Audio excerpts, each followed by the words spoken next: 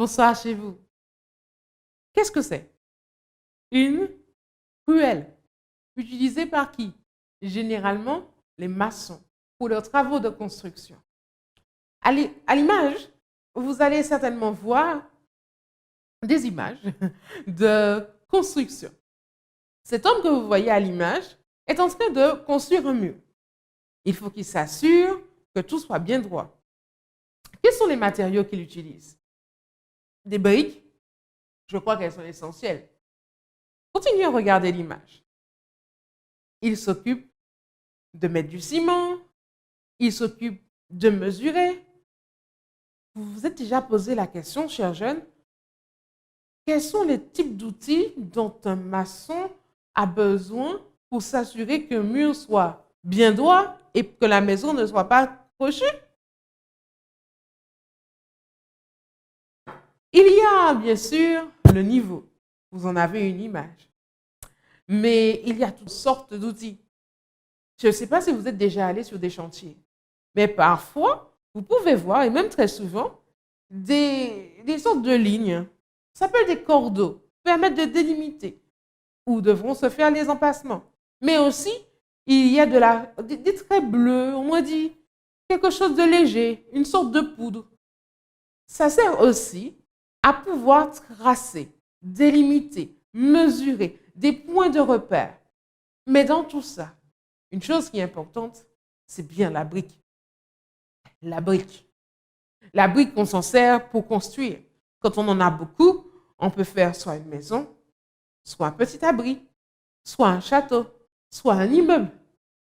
La brique, il y en a qui l'utilisent aussi à tort et à travers. Dans les événements des derniers jours, on a pu voir que certains ont pris des briques pour casser des vitrines, pour manifester leur colère, pour pouvoir profiter et détruire tout ce qu'il y avait autour d'eux. Ils avaient pris des briques comme des armes. D'autres vont prendre des briques usagées et ne pas prendre le temps d'aller les mettre dans des endroits bien placés, mais ils vont juste les envoyer et vider le reste de briques dans la campagne, ce qui se transforme en déchets. La brique, on peut l'utiliser à bon escient pour construire quelque chose de solide et de durable. On peut aussi l'utiliser de manière négative et détruire avec la brique. Si je vous dis que dans votre vie, vous avez des briques, qu'en fait votre vie ressemble à une maison en construction, à un mur en construction, et que vous avez des briques à placer et à bien placer pour que le mur puisse être droit, pour qu'il puisse être utile, pour qu'il puisse être fort. Quelles peuvent être ces briques? Ces briques peuvent être utilisées pour votre avantage, mais aussi pour faire du bien aux autres. Quelles peuvent être ces briques?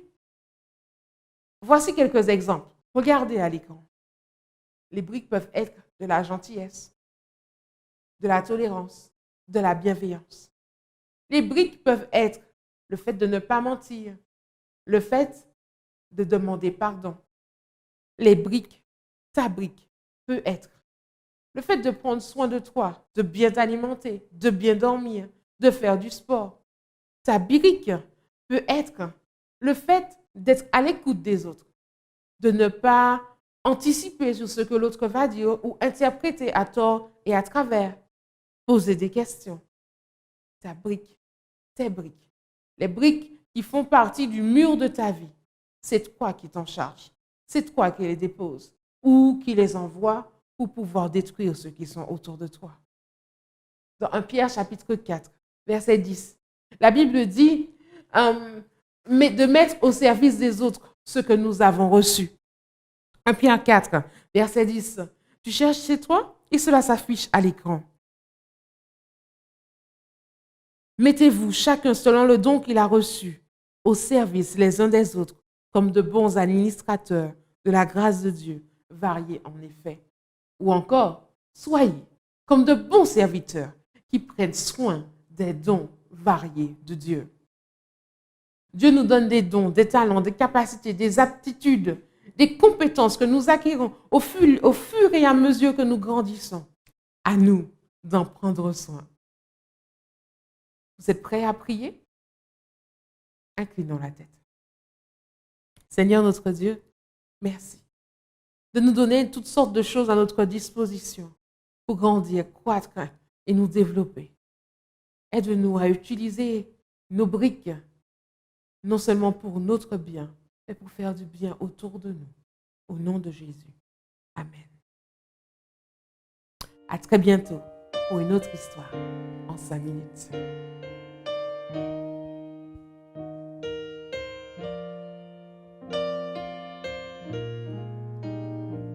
J'ai suivi Jésus dans la plaine lorsqu'il guérissait tous les maux, qu'il brisait du péché la chaîne et soulageait tous les fardeaux. Et maintenant de suivre sa trace en tout lieu, en me dirigeant par sa grâce vers les cieux, vers les cieux. Je l'ai suivi sur la colline où je l'ai vu transfigurer. Et j'entendis la voix divine, c'était c'est mon fils bien-aimé, qui m'adore de suivre sa trace en tout lieu,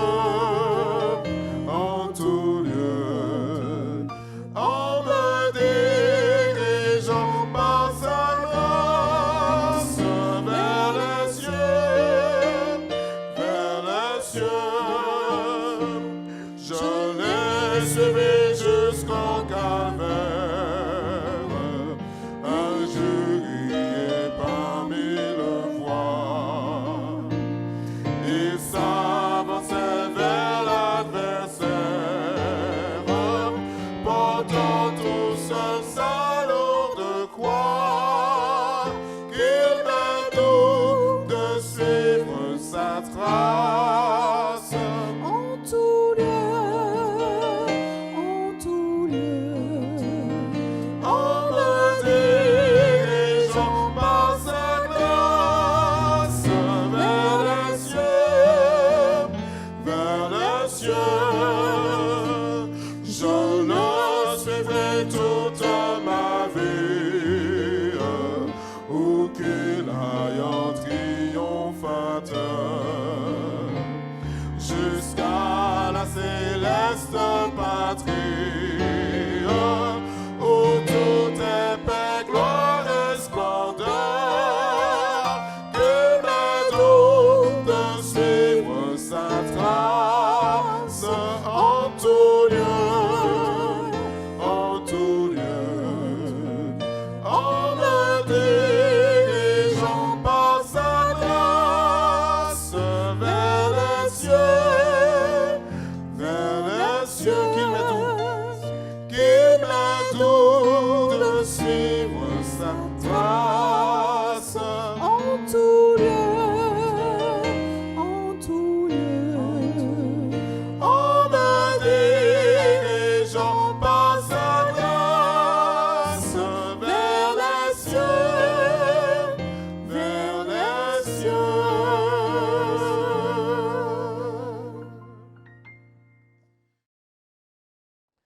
Je vous salue fraternellement en Jésus-Christ et je vous souhaite la bienvenue à ce moment d'étude de la parole de Dieu.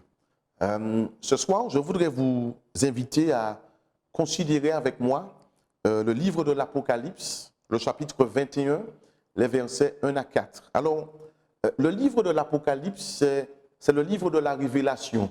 Une révélation que Jésus donne à Jean, son serviteur, qui, au moment où il la reçoit, eh bien, il est exilé sur une île à Patmos. Et le livre de l'Apocalypse, bien qu'on retrouve énormément de symboles, etc., mais c'est un livre que nous devons lire, que nous devons étudier, que nous devons considérer parce qu'en réalité, au-delà des symboles qui sont utilisés, eh bien, il nous parle d'une personne, il nous parle de Jésus qui est et qui restera le Dieu Tout-Puissant. Je vous invite à lire ces quelques versets avec moi et après quoi nous prierons. Puis, verset 1er, « Je vis un nouveau ciel et une nouvelle terre, car le premier ciel et la première terre avaient disparu et la mer n'était plus. Et je vis descendre du ciel, d'auprès de Dieu, la ville sainte, la nouvelle Jérusalem, préparée comme une épouse qui s'est parée pour son époux. » Verset 3. « Et j'entendis du trône une forte voix qui disait, « Voici le tabernacle de Dieu avec les hommes. Il habitera avec eux, et ils seront son peuple, et Dieu lui-même sera avec eux. Il essuiera toute larme de leurs yeux, et la mort ne sera plus. Il n'y aura plus ni deuil, ni cri, ni douleur, car les premières choses ont disparu. » Prions. Notre Père et notre Dieu, nous avons ouvert ta parole. Parle-nous encore ce soir à travers elle, s'il te plaît. Au nom de Jésus. Amen. L'apôtre Jean, il dit ce qu'il voit. Il dit, « Je vis un nouveau ciel et une nouvelle terre, car le premier ciel et la première terre avaient disparu et la mer n'était plus. » Et donc, il dit, un nouveau ciel et une nouvelle terre. Nous comprenons qu'il parle d'un monde et nous comprenons également qu'il s'agit d'une création inédite, d'un monde inédit qui n'a rien à voir avec l'existant, un monde totalement différent de celui que nous connaissons. D'ailleurs, Jean déclare que le premier ciel et la première terre avaient disparu pour laisser place à ce nouveau monde. Et donc, nous comprenons une chose également, que Dieu, il ne saurait laisser perdurer un tel monde. Parce que s'il voit un nouveau monde et que le premier a disparu, c'est que Dieu, il a détruit le premier monde. Et donc on comprend que Dieu, eh bien forcément, il n'aurait pu laisser un tel monde perdurer, parce que le monde que nous connaissons, le monde actuel tel que nous le connaissons, il est rempli de violence, il est rempli d'animosité, il est rempli de déception, il est rempli d'amertume, il est rempli de mensonges, de maladies, de souffrances, de peine, d'injustice, de discrimination, de racisme, de meurtre, un monde touché par le chômage, un monde touché par la crise économique et sociale, un monde pollué, un monde où on ne cesse de pleurer nos bien-aimés qui sont partis. Et donc on comprend que Dieu, eh bien, il n'a pu laisser un tel monde perdurer. Et il est bon de savoir pour nous que Dieu détruira un tel monde, qu'il mettra fin à l'existence d'un tel monde, ce qui marquera la fin de nos épreuves, la fin de nos luttes, la fin de nos soucis. Oui, et j'aimerais vous dire ce soir, tenez bon, car un jour, tout cela finira. Tenez bon, car un jour, nos souffrances cesseront. Tenez bon, car un jour, nos difficultés actuelles, eh bien, ne seront plus. Tenez bon, car un jour, nous ne serons plus jamais déçus, plus jamais peinés, plus jamais attristés. Non, parce que ce monde tel que nous le connaissons, eh bien, il n'existera plus. Notre Dieu ne laissera pas un tel monde perdurer. Non. Alors ce soir, eh bien, prenons courage, ne baissons pas les bras avant l'heure de la délivrance. Jésus, il nous délivrera d'un tel monde, je dis amen pour cela. Mais Dieu, eh bien, il ne souhaite pas uniquement détruire ce monde et en créer un nouveau. Il souhaite également détruire ce qui est mauvais en nous, la médisance, la calomnie, le mensonge, la jalousie, le mépris, la convoitise, le culte du moi, la paresse. Il souhaite faire de nous de véritables nouvelles créatures, des créatures qui manifestent de la bonté, de l'amour, un amour sincère et vrai, de la patience, de la compassion, des créatures qui soient toujours prêtes à encourager, à soutenir, à aider, des personnes humbles, recherchant le bonheur des autres, des personnes qui pardonnent, qui demandent pardon également, des personnes zélées pour la cause du Maître, engagées pour le servir. Oh, j'aimerais te dire ce soir, peu importe ce que tu as fait, peu importe ce que tu as fait, peu importe ta vie actuelle, peu importe l'abîme dans lequel tu t'es fourré, Tu peux être allé très loin dans le péché, mais sache que ce soir, le Seigneur, il est disposé à te pardonner. Il est disposé à te donner un cœur nouveau.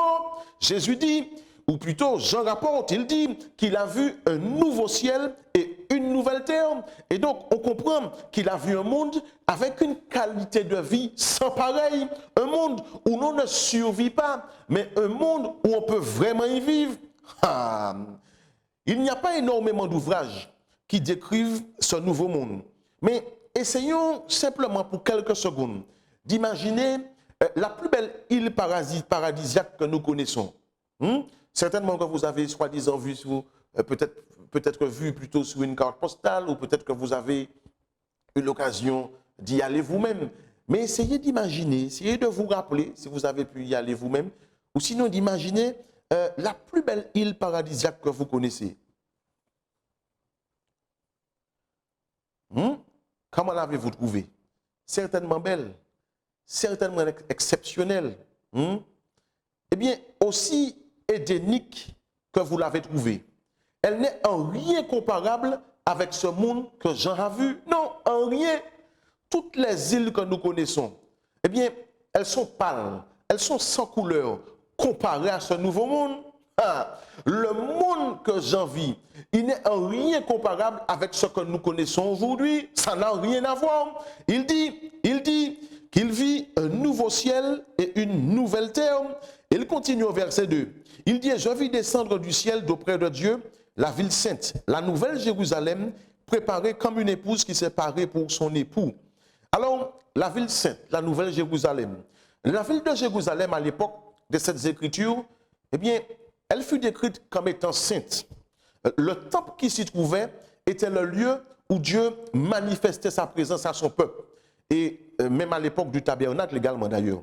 Mais avec le temps, il y a eu une certaine dégradation spirituelle, au point que Jésus dénonça le temple comme étant une caverne de voleurs et qu'il prédit sa destruction. Mais là, Dieu promet une Jérusalem différente de la première. Une Jérusalem que Jean décrit comme étant nouvelle. Et Jean, il la voit descendre du ciel d'auprès de Dieu. Et donc, descendre du ciel. Et donc, nous avons une information sur son origine. L'origine est céleste. Et d'auprès de Dieu, nous comprenons que Dieu en est l'auteur. Et on comprend également que la ville, elle est représentée par une épouse qui s'est préparée pour son époux qui est le Christ. Et il continue au verset 3, il dit, voici le tabernacle de Dieu avec les hommes. Il habitera avec eux, ils seront son peuple, et Dieu lui-même sera avec eux. Voici le tabernacle. Le mot utilisé pour tabernacle signifie habiter, demeurer. C'est le même qui est utilisé dans Jean, au chapitre 1er, au verset 14, où il est dit que la parole a été faite chair, qu'elle a demeuré, qu'elle a habité parmi nous. Et donc, la présence de Dieu était visible à l'époque par la Shekinah, à l'époque de la théocratie. Plus tard, par la première venue de Jésus en tant que membre de la famille humaine. Mais là, la voix proclame cette merveilleuse vérité que dans cette nouvelle création, dans ce nouveau monde, Dieu habitera personnellement, oui, avec nous, mais aussi que tel qu'il est, que nous pourrons le voir.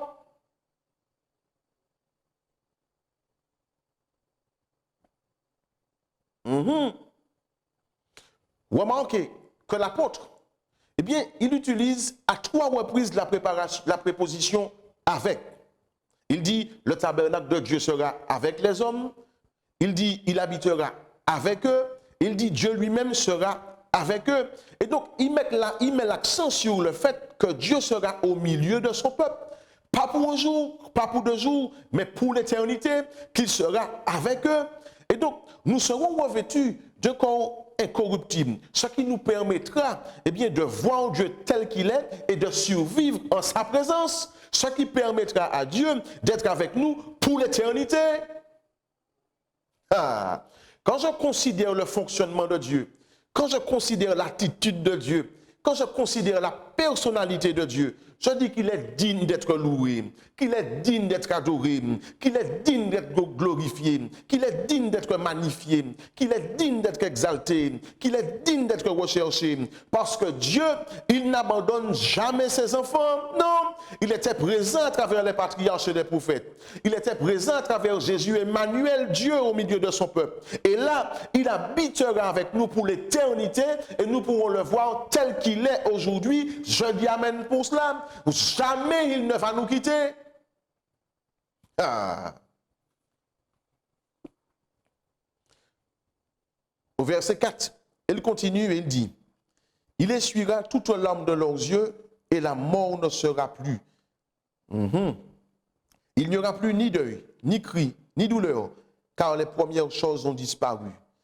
Il essuiera toute larme de leurs yeux et la mort ne sera plus. Alors, il nous faut comprendre par cela chaque larme.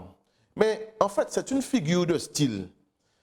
Qu'est-ce qu'une figure de style? Alors, c'est un procédé d'expression, c'est-à-dire une manière de s'exprimer qui vise à produire un effet. D'accord? Il dit, il essuiera toute larme, chaque larme. En fait, dans ce nouveau monde, rien, mais rien ne nous fera verser ne serait-ce qu'une larme. Ah, je reprends cela. Dans ce nouveau monde, rien, mais rien ne nous fera verser ne serait-ce qu'une larme. Aujourd'hui, beaucoup pleurent, beaucoup versent des larmes parce que ça ne va pas dans leur foyer. Beaucoup pleurent parce qu'ils se sentent seuls et abandonnés. Beaucoup pleurent parce qu'ils n'arrivent pas à s'en sortir financièrement. Beaucoup pleurent parce qu'ils sont malades et ils en souffrent. Beaucoup pleurent parce qu'ils se sentent incompris. Beaucoup pleurent parce qu'ils sont peinés de voir la situation de leurs enfants. Beaucoup pleurent parce qu'ils ont perdu un membre de leur famille, une personne bien-aimée. Beaucoup pleurent, beaucoup pleurent, beaucoup pleurent. Mais j'aimerais vous dire en ce soir, sachez que notre Dieu, il nous prépare un monde où plus jamais vous n'allez verser ne serait-ce qu'une larme. Plus jamais vous n'allez pleurer. Mais dans ce monde, les sentiments qui vont vous habiter, seront la joie, seront la paix, seront nous serons dans le bonheur, pas pour un jour, pas pour 2 jours, mais pour l'éternité. Je dis amen pour cela. Notre Seigneur, il ne permettra pas à ce monde de durer éternellement. Il n'est pas insensible à nos souffrances. Il voit, il connaît, il sait. Le jour vient où il mettra un terme à cette vie telle que nous la connaissons. Et nous pourrons vivre avec les rachetés, avec nos bien-aimés, au milieu de notre Dieu pour l'éternité. En attendant ce jour, ne baissons pas les bras, tenons ferme, continuons à regarder à Jésus. Il est là, à nos côtés. Que Dieu vous bénisse, que Dieu vous garde. Prions ensemble. Notre Père et notre Dieu, merci pour cette parole d'espérance. Tu prépares un monde que tu as permis à Jean de voir pour que nous puissions être fortifiés et ne pas baisser les bras. Un monde où il n'y aura plus de violence, plus de crimes, plus de lamentation, plus de souffrance, plus de peine, plus de deuil, mais un monde où nous pourrons vivre dans la joie, dans la paix, dans la bienséance pour l'éternité. Donne-nous de tenir bon, de tenir ferme en attendant ce nouveau monde. Ce sont les grâces que nous te demandons. Au nom de Jésus. Amen. Merci d'avoir été avec nous ce soir. Nous vous invitons à continuer à nous suivre. Vraiment, que Dieu vous bénisse.